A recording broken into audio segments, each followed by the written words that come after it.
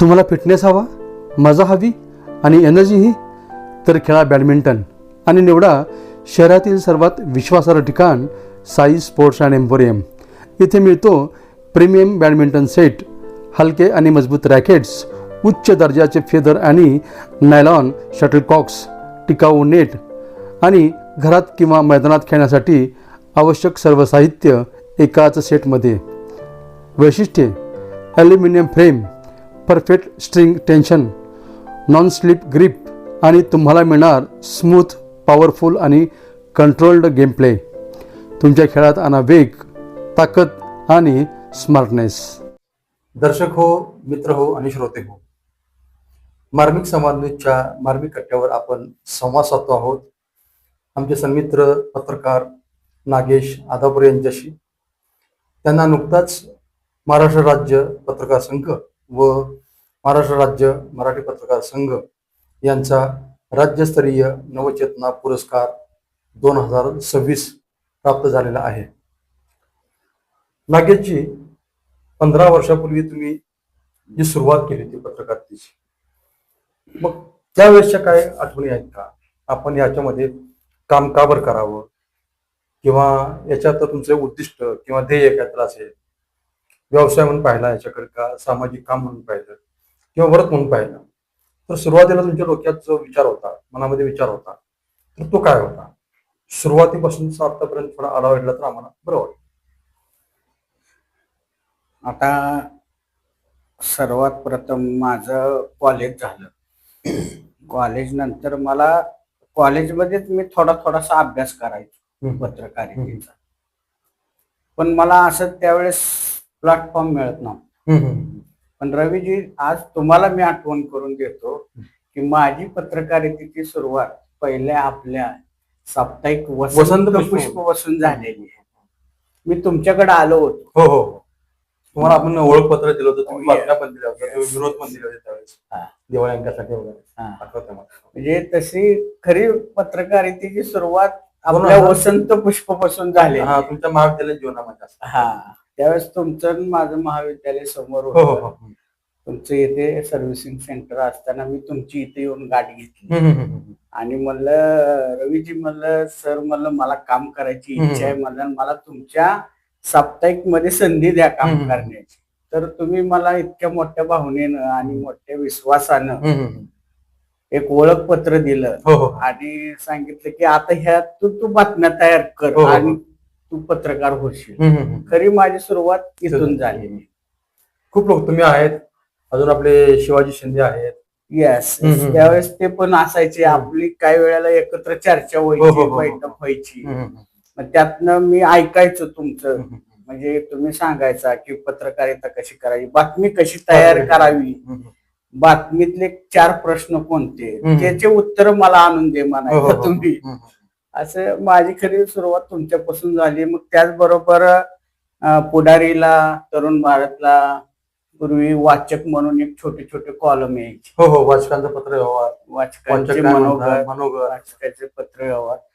त्यामध्ये मी असं लिहायचो आणि ते त्यांच्या ऑफिसला नेऊन जमा करायचो आणि दररोज त्याची वाट बघायचो. हो, पेपर चालायचा, आलंय का बाबा, आलंय का माझं, आलंय का. मग मी ज्यावेळेस 10 द्यायचो त्यावेळेस माझं कधीतरी 1 यायचं. ते 1 आलेला एवढा कॉलम मला इतका आनंद वाटायचा की मी लिहिलेलं आज छापला. माझा एक छोटासा विषय मी त्यात मांडायचो, तो त्याच्या खाली नागेश आदापूर त्यावेळेस नाव यायचं. इतकं म्हणजे त्यावेळेस म्हणजे चेतना यायची की बाबा ठीक आहे, आपलं येऊ शकतोय, आपण लिहू शकतोय. आणि त्यानंतर मग लॉकडाऊनचा काळ सुरू झाला. मग बऱ्याच काय अडचणी आल्या, काही म्हणजे पेपर बंद होण्याच्या मार्गावर झाले.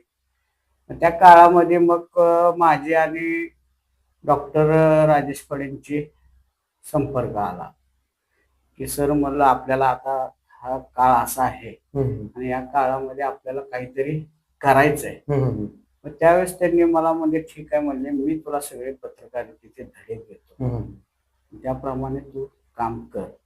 आणि त्यांनी मला इतकं छान म्हणजे शिकवली पत्रकारिता की बातमी कशी ओळखायची, बातमी मागचा आपला उद्देश काय असावा आणि बातमी करत असताना त्यात शक्यतो चांगलं काय आहे पॉझिटिव्ह हे शोध.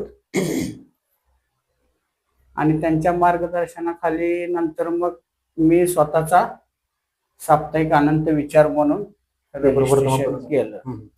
आणि त्या रजिस्ट्रेशनला सुद्धा सरांनी मला खूप सहकार्य केलं, मार्गदर्शन केलं. त्याचबरोबर आपल्या पंढरपुरातील ज्येष्ठ पत्रकार अतुलजी बहिरट सर यांचे मला सरांनी ओळख करून दिली, डॉक्टर फडे सरांनी.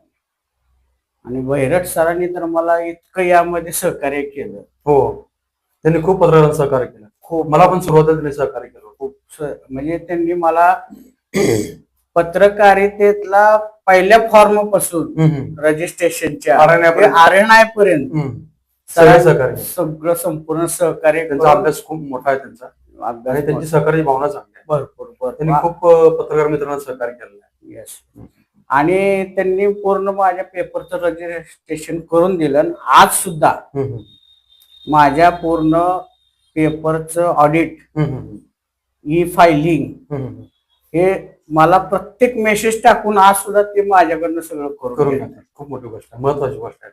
आणि आता पत्रकारितेचे रजिस्ट्रेशनचे आणि RNIचे नियमात खूप बदल झाला. नियम खूप कडक झाले. त्यानुसार आम्ही थोडं जरी काय झालं तरी पहिला फोन सरांना करतो, सर असं आहे, काय करायचं. सर लगेच आम्हाला त्याच्यावर सोल्युशन देतात, उत्तर देतात, मार्गदर्शन करतात आणि चांगल्या पद्धतीनं पेपर चालवण्याचं ते मार्गदर्शन करतात. म्हणजे सुरुवातीला वसंत पुष्पसारख्या एका छोट्या साप्ताहिकामध्ये तुम्ही सुरुवात केली बातमी लिहायला.